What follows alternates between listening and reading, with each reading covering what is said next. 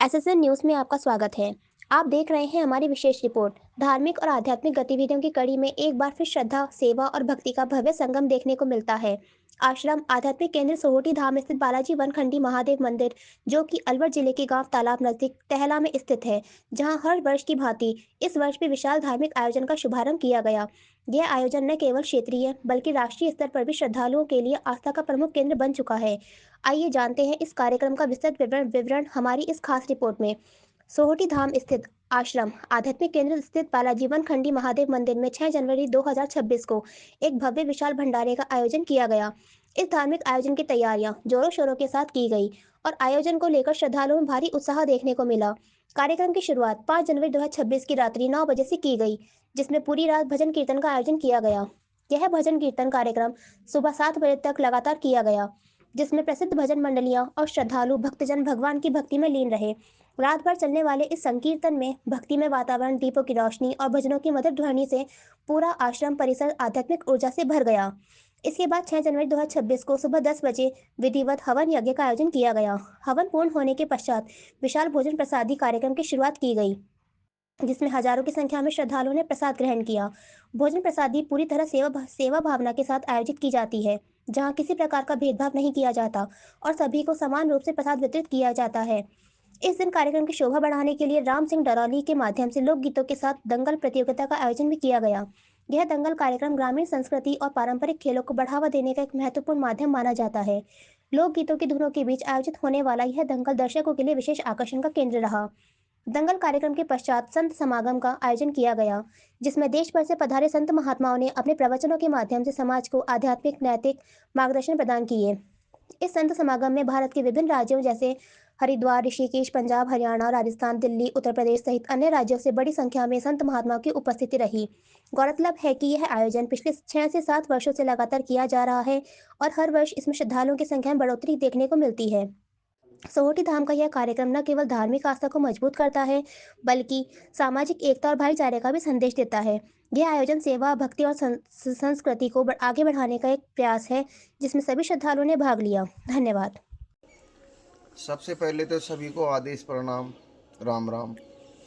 मेरा नाम विश्राम योगी है जी। अलवर का रहने वाला हूँ, तहसील टहला, ग्राम पोस्ट तिलवार जी।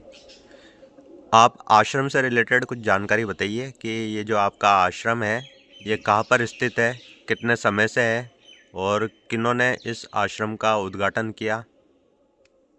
ये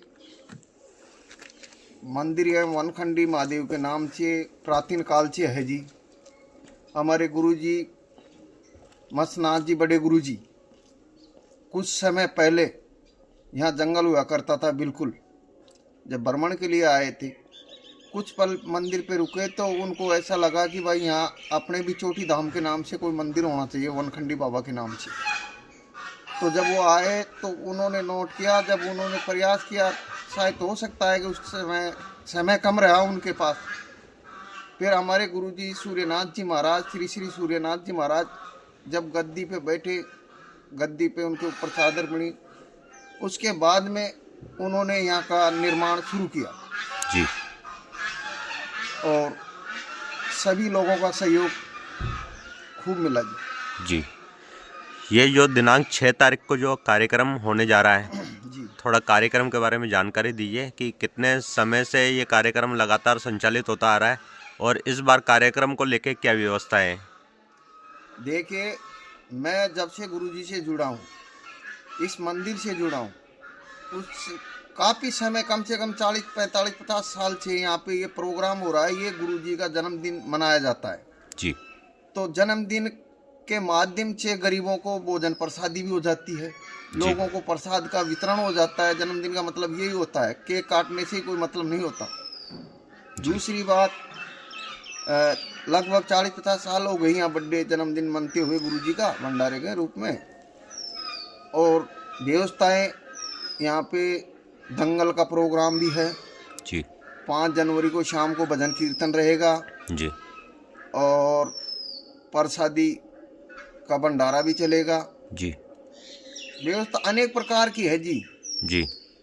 काफ़ी गाने बजाने, काफ़ी प्रोग्राम होंगे, भजन कीर्तन दिन में 6 को भी रहेगा जी। आप ग्रामवासियों से कुछ अपील करना चाहेंगे? मैं ग्रामवासियों से, मेरा तो हाथ जोड़ के सभी से यही निवेदन है कि सभी ग्रामवासियों नहीं, पूरे क्षेत्रवासियों से ये निवेदन है कि ज़्यादा से ज़्यादा संख्या में हमारे वनखंडी चोटी धाम मंदिर पे प्रसादी लेने जरूर पहुँचे जी।